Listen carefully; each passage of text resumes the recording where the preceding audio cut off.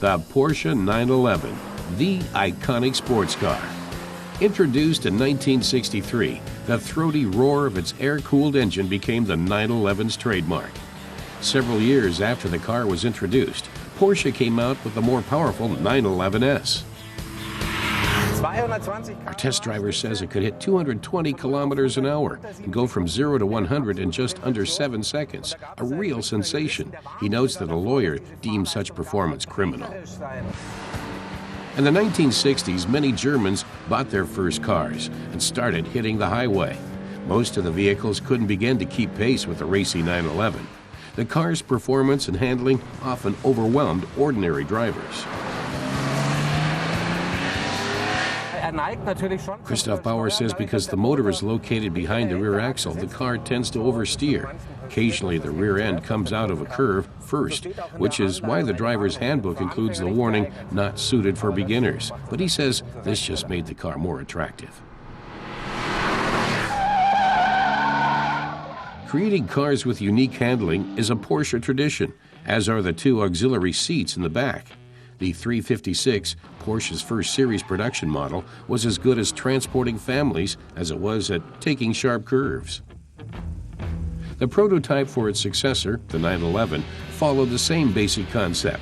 Its rear engine made for good traction, whether on slippery surfaces or on the racetrack. Even today, the 911 still uses a rear-mounted engine. The original car body from 1963 was designed by Ferdinand Alexander Porsche. He was just 28 at the time. The car's timeless lines and elegant silhouette still have the power to thrill. They provided the blueprint for the 911s that followed. The car's shallow but spacious trunk offers more space than most sports cars. With an engine speed of up to 7,200 RPM and a 5-speed gearbox which allowed for swift shifts from second to third, the 911 is a race car driver's dream. As is its 160 horsepower boxer engine with its 2 liters of cubic capacity.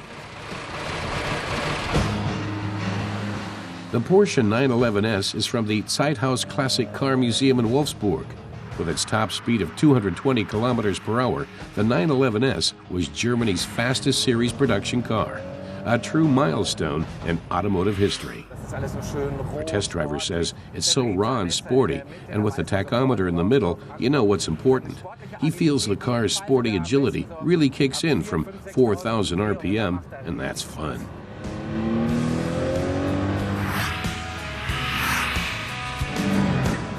After the first test drives, car journalists praised the 911S for the sum of its extraordinary parts. These included things like its excellent performance and good workmanship.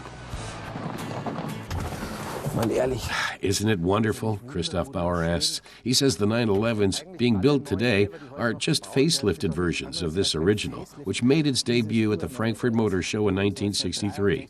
No other sports car has been so successful in motorsports and in sales figures, he claims.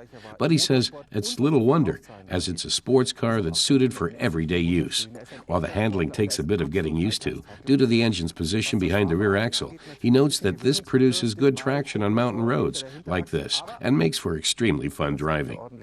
Was auf Bergstraßen wie hier natürlich einen wahnsinnigen Spaß macht.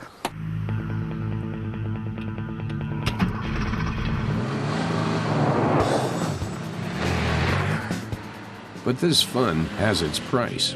In 1966, the 911S cost 24,500 German marks, as much as 5 VW Beetles. Still, it proved a lucrative investment, as models in good condition fetch more than 50,000 euros today. The way this car is propelled from behind puts a smile on our tester's face. He says that while the 6-cylinder engine only boasts 160 horsepower, it's just wonderful to feel that power behind you. The first 911S delivers Porsche's characteristic driving pleasure in its purest form. And for that, we're even willing to overlook the car's high fuel consumption of more than 15 liters of super per 100 kilometers. Christoph Bauer says this car has everything he wants in a car. It looks fabulous, is suited to everyday use, is very comfortable yet sporty and dynamic. He thinks you can do anything with it. bring the kids to school, go shopping, and tear up Italian mountain passes. Does it get better than this? He asks. He also likes that the car isn't a diva like many of its era.